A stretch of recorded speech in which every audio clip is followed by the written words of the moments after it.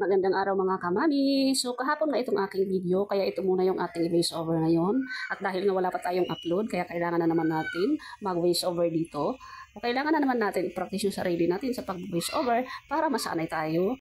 At napansin nyo nga mga kamami na ako ay nakasalamin at nakapayong dahil sobrang tripo ang araw dito at tanghaling tapat po ito. Kaya nga po ayan, pagdating ko po sa labas, sandaling oras lang ang aking hinintay at may dumaan agad ng jeep kaya sumakay na tayo. Baka nagtataka kayo mga kamami, kaya bakit ako nag-jeep lang dahil po wala po tayong driver ngayon at may work po si Papa Chopper. So ito na nga mga kamami ang totoong kwento dito sa video ito. Habang nasa jeep po ako at yung mga nasa likod ko dahil nasa front tayo ng jeep, na tumitingin sila bakit ako nag-video-video. So, ayan. So, hayaan na lang natin sila dahil hindi naman nila alam na tayo ay nag-vlog. Siyempre, kailangan natin gumawa ng paraan mga kamami para meron tayong upload araw-araw at para nakapag-update po tayo sa ating account. Ganito na po yung ating galawan ngayon.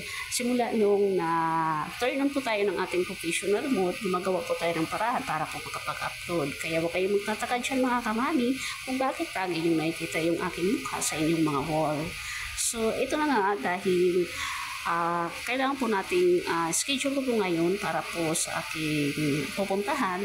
Kaya tayo ay umalis. Kaya samahan niyo ako mga kamami para naman maging updated po kayo sa aking ganap araw-araw. Kaya mga kamami, dito sa part na ito ay tapos na po ako doon sa aking inasikaso. Kaya nangyari, mag-window shopping muna ang person mga kamami para naman maaliwaliw din tayo dito no? At magtingin-tingin na rin mga kamami ng kung ano yung mga pwede natin mabili dito. So, sa ngayon, window shopping muna tayo mga kamami habang wala pa tayo sahod, no?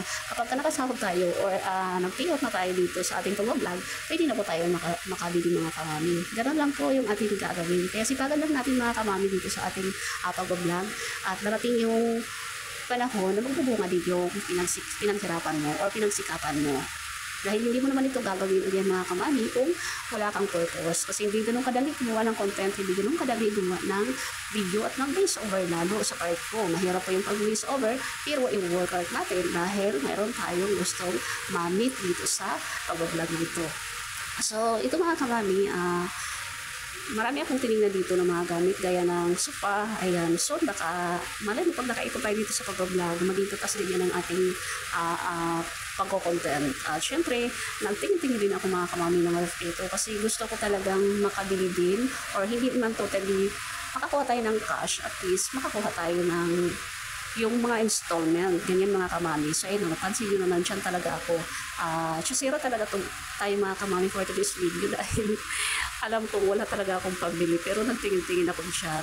Malay natin, yung mga pangarap natin sa buhay ay kailangan pinapalookin natin yan. Yung tinitingnan natin kung saan paraan natin mga kamami mamimit yung gusto natin, mamimili yung mga gusto natin. So, ayan na nga mga kamami, sa pagpapatuloy ng ating video, medyo mahaba-haba yung aking video na to pero i-voice over natin hanggang sa ating makakaya. Ayan. Tinignan ko pati yung loob ng ref mga kamami dahil gusto ko talagang makabili nito soon. So, hindi man sa ngayon, at least darating ang araw. So, dito nga mga kamami, ayan, nagtingin-tingin din ako ng mga kutsyon kasi gusto ko rin talaga palitan yung kutsyon na ginagamit namin at si Anakski, si Andre ay gusto ko rin siyang bilhan ng sarili niya. Pero sa ngayon mga kamami, hanggang isip ko lang muna yan mga kamami dahil wala pa talaga tayong budget. Ang gusto ko talaga mangyari is pag nagkaroon ng chance na mapaayos mo na yung aming bahay kubo, kaya ngayon sisipagan muna natin dito sa ating pagpo-content, sa ating pag-upload ng video para dumating yung araw na yon dahil wala talaga tayo ngayong sapat na pagkukuhanan or wala tayong budget para sa mga bagay na yan. Kaya i-push lang natin itong ating ginagawa. So marami akong chinichik dito mga kamami.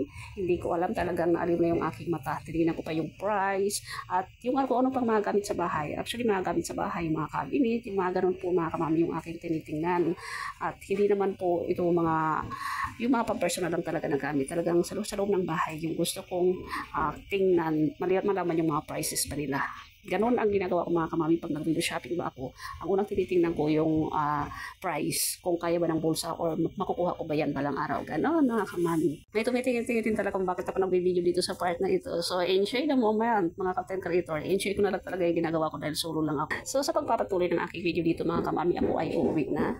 So ito na mga kamami, lumabas na nga tayo. At dahil mayroon talaga akong gustong bili mga kamami gamit sa kusina, nalagayan ng asukal, ng gatas, at ng kung ano pa, lumipat tayo ng mabibilhan natin. So, syempre, naglakad lang ako kasi medyo malapit lang naman siya mga kamami. Kinaya naman ang paglalakad natin. At kaya nag-video-video muna ako. Para naman, mayroon namang kwento yung ating video dito. So, ayan. So, nandito nga tayo mga kamami. Ayan. Actually, mga plastic tupper lang yung aking hinahanap kasi nga garapon para sa aking asukal.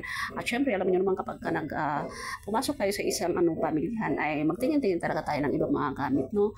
Kasi minsan gusto nating baguhin or bago naman yung ating mga gamit kaya nagtingin-tingin tayo. So sa ngayon, hindi muna ako bibili ng mga ganyang gamit, mga plato-plato kasi yung problema ko mga kamami ay yung lagayan talaga yung mga pinggan. Kaya sadya ko lang talaga is yung tupper, plastic tupper na lagayan, garapon na lagayan ng asukal at gatas. Kaya sa kayo mga kamami, yun na yung ating tinitimpla.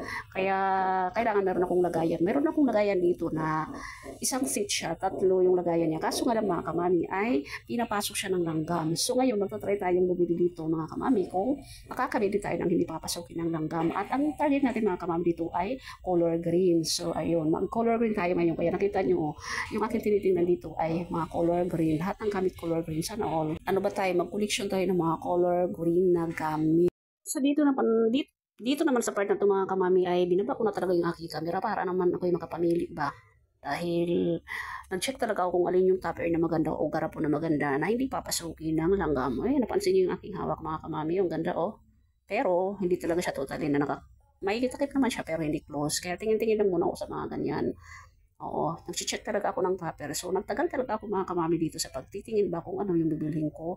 Kay color green talaga yung aking sadya. Para naman, kasi parang naka-highlight sa mata ko yung color green mga kamami. Hindi ko alam kung bakit. So, sa tagal ng aking pagpipili, nakapili din naman ako. At simple lang naman at very affordable lang yung aking napili dyan mga kamami. So, medyo natagalan tayo, pabalik-balik ako. Hindi ko alam kung saan yung aking bibilhin. Dahil gusto ko talaga makapili mga kamami ng color na gusto kong bilhin dito. Kaya hinalunggo ko na talaga lahat. Pati sa loob-looban talagang tinanggal ko yung mga tupper para makita ko siya lahat. So ayun na nga mga kamami, sa tagal ng aking paghahalugog, nakakita rin ako ng dalawang color na gusto kong bilhin. So ito nga yung aking hawak. Ayan siya mga kamami, yellow and green. Okay na rin siya mga kamami. Hindi siya ganong kalakihan pero sakto lang yan. Kaya hindi naman tayo bibili ng malaki talaga or asukal at gatas lang naman ang aking malagay dyan mga kamami. At sa pagpapatuloy ng aking video dito mga kamami, ayan, nag-highlight na naman sa akin yung color green na yan. Tabo. Yung aking kasing tabo mga kamami sa may lababo ay may may crack na siya. Kaya naisipan ko rin bumili at napakamura lang naman yung mga kamami. Sa halagang 20 plus lang ata yan mga kamami. Ganon. So, ibinalik ko muna mga kamami kaya nag-ikot-ikot ako. Pero kinuha at binalikan ko rin yan mga kamami bago ako pumunta sa cashier para masama doon sa mga babayaran ko. So, alam niyo ba mga kamami na habang ako'y nagbibideo dito, naluba talaga yung aking phone, nag-shutdown. Kaya yung pagbalik ko doon sa tabo na aking napili na yellow green, color green ba yun? Hindi ko na siya na-video mga kamami. At nung nagbayad ako sa cashier, wala na rin tayo video mga kamami kasi nga nag-shutdown na nga yung aking phone talaga. So, ayan na nga mga kamami. Hanggang dito na lang po yung ating video. Maraming salamat po sa iyong panonood.